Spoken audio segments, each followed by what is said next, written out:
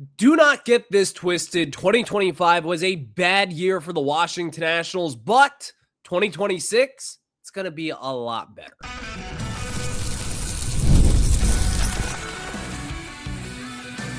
You are Locked On Nationals, your daily Washington Nationals podcast, part of the Locked On Podcast Network, your team every day. Welcome into another edition of Locked On Nationals. I am your host, Ryan Clary, and of course, we are part of the Locked On Podcast Network, where it's your team every single day. And later on in today's program, we'll have a discussion surrounding Anthony Rendon. It was announced yesterday that the Angels have bought out his final year, and he is going to be set to retire. One of the best Washington Nationals in the franchise here.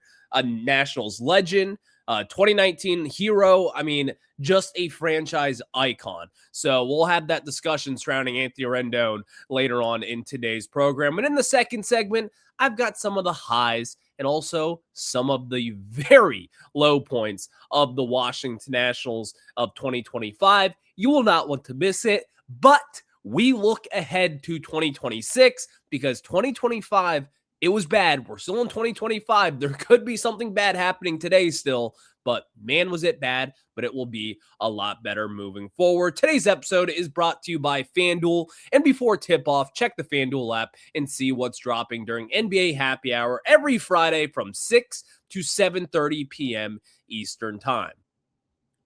I firmly believe in this, and I truly believe it. 2025 was probably the worst year of watching Nationals baseball. Like, you may look at this team and say, well, there's good moments. And I think there have been a lot worse teams out there. I think the 2022 Nationals, they were probably worse. I think the 2008 Nationals, the 2009 Nationals, the 2010 Nationals weren't very good. There are a lot of worse years record-wise. But I believe that 2025 was the worst of all of them. And here's why. Going into 2025, we had expectations. In 2024 and in 2023, the Nationals had back-to-back 71-win seasons, and it felt as if, after 2024, that it would be the year to finally spend and to finally go out there and show, hey, we're back in contention, and that's the way that we feel. And Mike Rizzo and Davey Martinez, they said as much entering this year. And they were like, hey, we're not rebuilding. This is a team that we believe is going to be competitive. Now, how competitive? I guess we'll never really know, but they made it very clear that they had high expectations. And so what did that lead to? It led to a lot of Nationals fans out there saying, well, I think we're ready to compete. And, it's easy to look around. Dylan Cruz in the opening day lineup. James Wood really starting to come together. C.J. Abrams coming off an all-star season. MacKenzie Gore coming into his own. You just had a breakout season of Mitchell Parker, DJ Hers, and you're like, you know what? I can kind of see this. I can kind of understand where the Nationals are coming from. You retain Kyle Finnegan in the offseason. You trade for Nathaniel Lowe, which a lot of people bought into. And there were some real serious hype around this team. And I think a lot of Nats fans out there truly did believe that, hey, we're going to start to see the light at the end of the tunnel. And then reality slapped us right in the face. The Nationals started off slow. The first month of April was brutal. You had guys like Josh Bell in the lineup who were statistically one of the worst hitters in baseball at that point. Dylan Cruz did not get off to a good start. James Wood was crushing the baseball. C.J. Abrams was doing his thing. MacKenzie Gore was awesome. And then you see Nathaniel Lowe, and you're like, okay, this is not that much of a defensive improvement there. And even then, his offensive numbers were fine at times in May, but he was not overwhelmingly good either. Keibert Ruiz kind of fell flat. The Nationals starting rotation was a mess. And then there was the bullpen. The bullpen was the worst bullpen in Major League Baseball. This year was bad. It was really bad. And I think it really just stems from having those expectations. And then it went from bad to worse. You hit June, you get an 11-game losing skid, and then all you know what breaks loose. Mike Rizzo and Davey Martinez, a week before the MLB draft, are fired. The franchise icons, with Davey Martinez being the winning manager in 2019 for the Washington Nationals. Mike Rizzo being the architect of the Nationals, just not a dynasty, a regular season dynasty, if you want to call them, in the 2010s there. The architect of that. Really one of the better executives in all of baseball. And the Lerner family said, no more. We got to move on, and we have to move out in a fresh new area. And that is where we are today. The Nationals, again, we'll talk about the highs and the lows a little bit later on in the show today, but 2026 will be better. Is it going to be better in the win column? I don't know at this point. The Nationals are going to have to make some moves. You're going to have to address this bullpen. You're going to have to address the starting rotation. You're going to have to figure out who's going to be playing first base, who's going to be your starting catcher, who's going to fill out the rotation, who's going to be your fourth outfielder. Will you make any savvy trades, or even more savvy trades that you haven't made just yet? There are going to be a lot of questions surrounding this team. But one thing is for sure is that it will not be as bad as 2025. In 2026, this is a team that has a direction. This is a team that finally feels as if that it will reestablish a culture for the Nationals. And what that culture is going to be surrounded by data and analytics. A team that has abandoned this from time and time again. And you've seen teams like the Marlins and the Pirates fly right by the Washington Nationals when it comes to player development. And teams like the Mets, where they've got an unlimited checkbook, and then on top of that, they've got one of the better player development GMs in all of baseball with David Stearns. You have seen it in baseball. It can be done. You can get better. And I do think the Nationals are headed in that correct direction at this point. And if you look around with hiring a 34-year-old manager, a 31 or however old Blake Butera is at this point, I think that is a good kind of a home run decision. And if it works out, then you've got yourself a manager for hopefully the next 2 decades. And then also on top of that, Paul Toboni, a 34-year-old president of baseball ops, who seems to be the next young kind of hot commodity in baseball. Like, you have got yourself in a good situation now.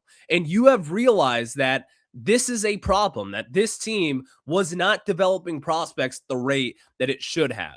This is a team that is not living up to the standards that it once lived by. This is a team that has not spent money in free agency, and they still have not done that at this point. But you see that there are changes happening, and that in 2025, while the bad was really bad, they also looked themselves in the mirror and said, we got to fix this. And I think ultimately they fixed a lot of their issues. We'll see if obviously if these fixes make any difference moving forward.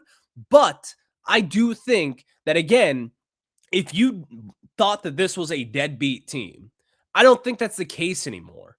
Like, you have wiped up the entire baseball front office here. You have wiped out the entire coaching staff, basically. You have gone through, you have made trades. And I think, again, the Nationals, they'll be able to try to address some other additional issues, because there will be issues down the road, and some issues that Toboni and Blake Butera will not be able to fix, but you will be able to see some changes in some way that you will be able to notice that in 2026.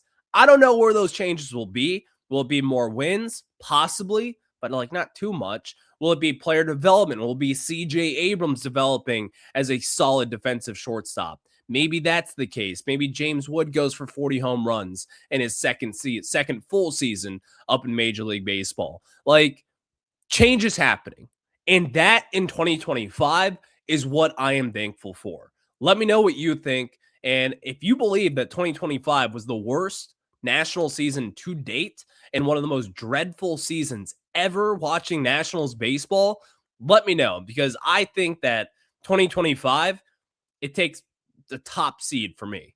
And I truly do believe in that. And I've watched a lot of bad baseball over the years being a Nationals fan. So thank you all for making Locked On Nationals your first listen. Next, let's get into the highs and the lows. I've got a couple highs, but I also got a couple lows, believe me. So we'll talk about that after this.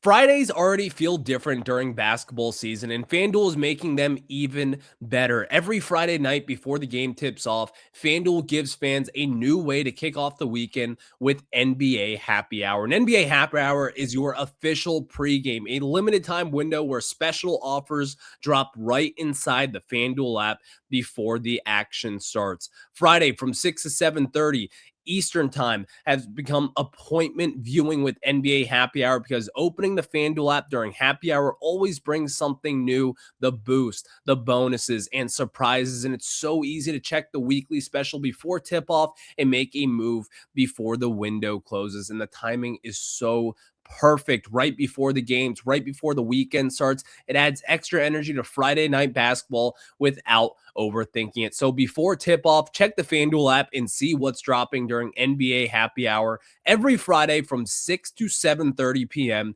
Eastern time. A little basketball, a little action, and a whole lot of Friday energy. That's NBA Happy Hour only on FanDuel, the official sports betting partner of the NBA.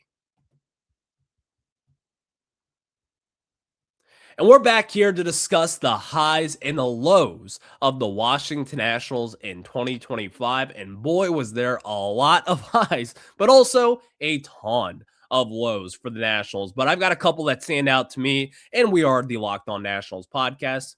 Thank you for tuning in. If you have not done so already, look up Locked On Nationals wherever you get your podcast. So let's start out with the high. This came on day one of the season. MacKenzie Gore.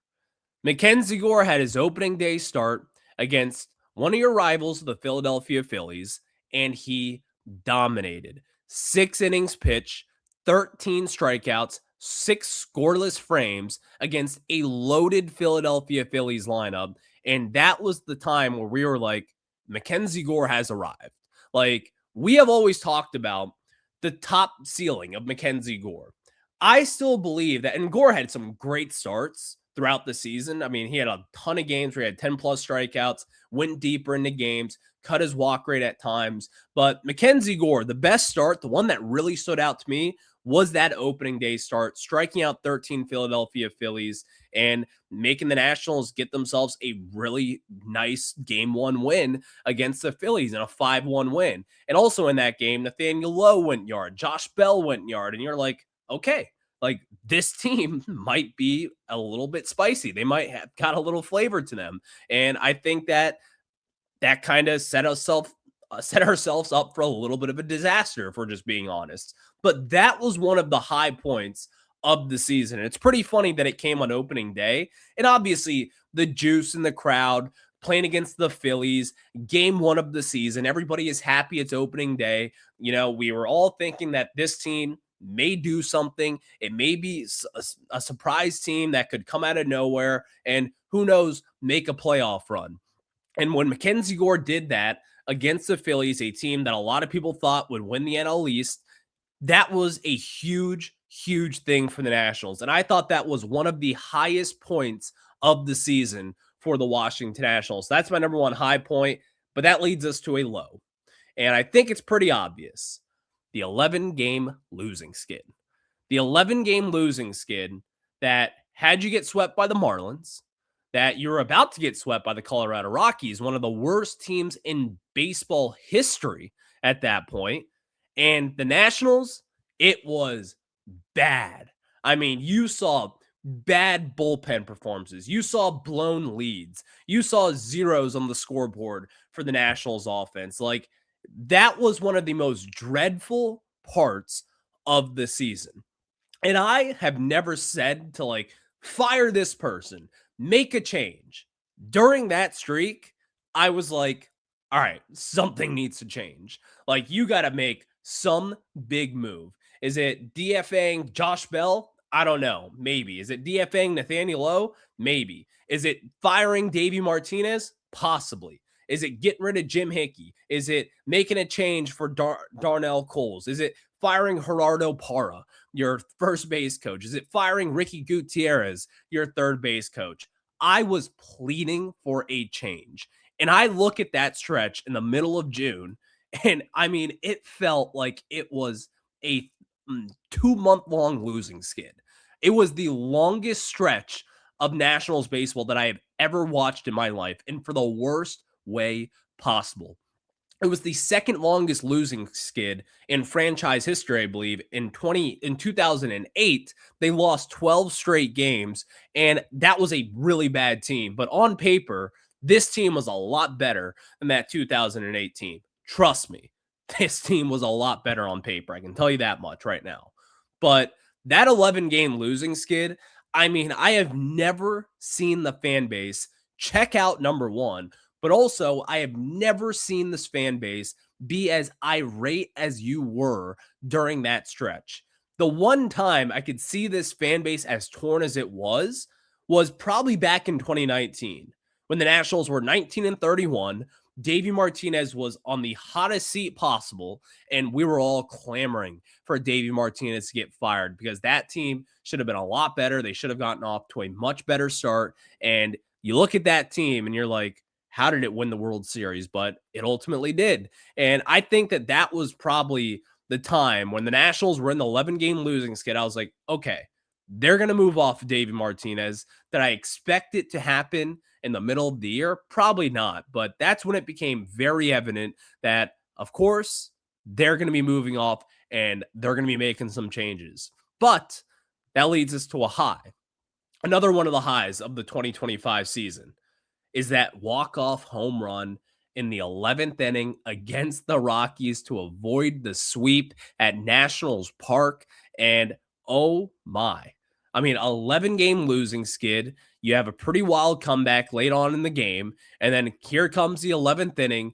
James Wood walk-off home run to win the game, to snap that 11-game lose. I mean, it was electric in that just at Nationals Park. I mean, talk about someone who single-handedly saved a season.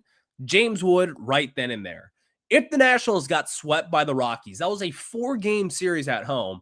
I was up all 4 of those games, in fact. And watching those games, I was just like, this team is finding new ways to lose. And if you think back, I think it was game 2 of that series, in fact, the Nationals had like a 2-run lead in the 9th inning. And then they give up back-to-back home runs, and the game was just blown open, and the Colorado Rockies ended up winning that game. And that was one of the worst teams in baseball at that point when it came to the Rockies. But you look at what the Nationals did, and they fought back in game 4, and seeing James Wood, like the big story of 2025, being so dominant and getting to the home run derby and just being that star player that we all believed that he could be, seeing that walk-off home run was just incredible. And so that was one of the high moments for me as well.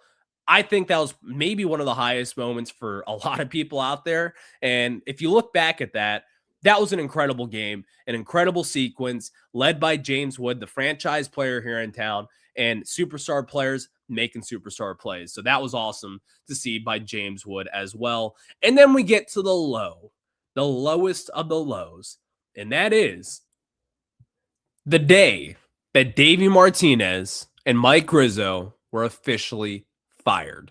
It was a tough day, if we're just being honest, and it was kind of surprising because the Nationals were obviously not very good. And the more surprising part of it was you were 1 week, literally 1 week before the MLB draft. And it was like, whoa, they fired, okay, Davey Martinez, that makes sense. But president of baseball operations, Mike Rizzo, 1 week before you make the number 1 overall pick, the first time you have made the number 1 overall pick since 2010 when you selected Bryce Harper. And the Nationals really, we thought, had no idea where they were going. Like, there was no slam dunk number 1 overall pick. And it was like, oh my gosh, like they pulled the plug right before the draft. And that was a pretty just crazy move But you look at that point and it's like, okay, like that had to be done.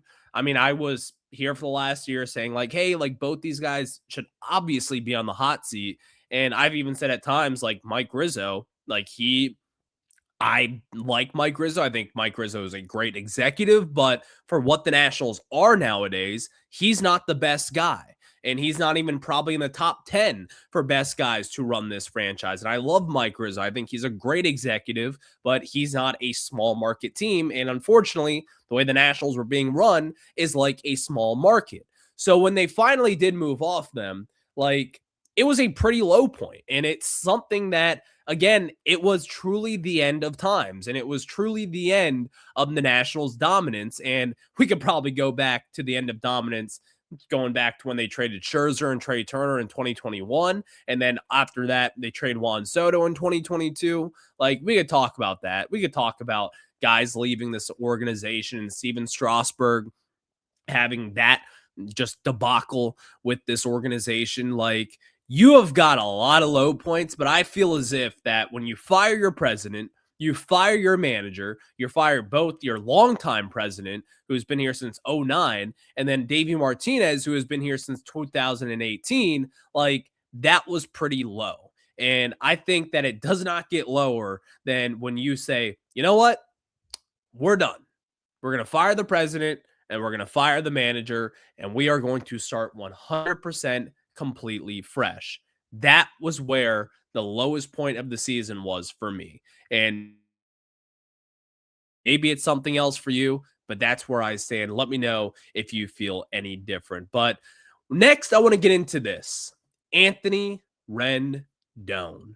He has officially been bought out by the LA Angels. And the full expectation is that he is going to retire. And what a career, not with the Angels, but with the Washington Nationals. Let's remember Anthony Rendon after this. And as we said, the Angels have bought out the final year of Anthony Rendon's deal. A $35 million deal is now going to be deferred over the next few seasons. And I saw an Angels fan out there say, good grief. Finally, we're moving off of Anthony Rendon. But I think that it's not the worst contract in baseball. In fact, I got someone named Steven Strasburg right here in DC. That's pretty bad. So that's another topic for another day. But Anthony Rendon, a World Series legend. I mean, talk about someone who had a very weird career, because let's just be honest. As soon as he left the Nationals, you never really heard anything positive about Anthony Rendon.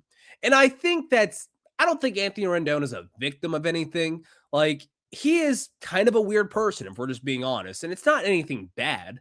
But if you look at his time with the Nationals, like the last few seasons here, I mean, he was one of the best hitters in baseball. And on top of that, he was also a great defender, someone who should have been basically every single year been in the MVP conversation. He should have won Gold Gloves and Silver Sluggers, and he did in 2019. But you look at what Anthony Rendon here and what he meant to this team. I mean, he meant the world. He meant the world to this organization. And you go back to his tenure early on with the team, and do you guys remember when the Nationals like couldn't really find playing time for him? And there was kind of like these weird platoons, and Ryan Zimmerman wasn't really the third baseman anymore. And then he moved over to first, and that kind of cleared the way for Anthony Rendon to play third base. But he went through like a lot of weird times here and a lot of weird injuries as well. When like at times, like I think it was like a fractured foot early on in his tenure with the Nationals, where it was like not kind of coming out and they're like, oh, like he's fine. And it ended up he had a fractured foot or whatever and was out for a couple of weeks. Like he just had some weird moments here. And that's not on him. I think that's on the organization. But the guy's a legend. And seeing him step away from baseball, like, it's a sad day. And I think that, again, he hasn't officially announced his retirement, but from all the reports, everyone expects him to retire at this point. He has not been able to stay healthy. He did not play at all in 2025. And in 2024, he only played 57 games. In 23, he only played 43 games. Like, he has not played over 100 games since 2019. And the one season he was healthy for the most part was in 2020. He played 52 out of the 60 games there, and he had a good year. But you look at his Angels tenure, he had a 3.9 B WAR. I mean, it was bad for the Angels, for someone who got a ton of money, and he was supposed to be like some franchise hero for them to kind of save Mike Trout. That 7-year, $245 million deal did not work out for the LA Angels. But what this guy did in DC was just astounding. A 2-time Silver Slugger winner, a 1-time All-Star in 2019, which, by the way, Rendon definitely should have been an all-star way more than what he was here. But then also just look at the seasons he put together with the Nationals. I mean, he put together some absurd years with us. In 7 years with the Nationals, he had a 30.3 B WAR. In that time with the Nats as well, he had, I mean, just some monster seasons. He had 136 home runs with the Nationals. And then also on top of that, 546 RBIs. He had a career 859 OPS in 7 seasons with us. And then you look at the Angels tenure, and it's like a 717 OPS. Like, this guy's a legend. And so obviously, I wanted to take some time to talk about him. I think Anthony Rendon is a really misunderstood guy. Maybe not be in love with baseball. I think he was pretty open and honest about that. Like, if it were up to him, he would probably not play baseball, but he just so happened to be really good at it, and he can make a lot of money with it. And that's what he did. Like, he viewed this as a job for him. He wanted to be with his family. He wanted to start his own family. Like, he just wanted different things out of the Nationals, and the Nationals, they wanted some different things out of him. And he wasn't necessarily married to the game and wasn't all the way in on every little thing out there. But man, was that guy one of the better hitters in baseball when he was with the Nationals. And when he was healthy, that guy was incredible. One of the best third basemen of the 2010s, especially in the late 2010s, from really 2016 all the way through 2019. That guy was an incredible, incredible baseball player. And it's sad to see him go. It makes you feel old. I mean, we were talking about Anthony Rendon getting into the All-Star game, I feel like just 2 years ago. And it was actually just 2018 and 2019 where we had all the campaigns for trying to get him to be in that All-Star game. But it's probably going to be a farewell for Anthony Rendon. He's most likely done. And hopefully someday we can see him back in Nationals Park getting honored sometime in 2026. So thank you all for making Locked On Nationals your first listen. On tomorrow's show, it is the new year of 2026. We've got some New Year's resolutions for the Washington Nationals. So stay tuned for that. We'll talk about that on tomorrow's show. But until then, have a good one. Go Nats.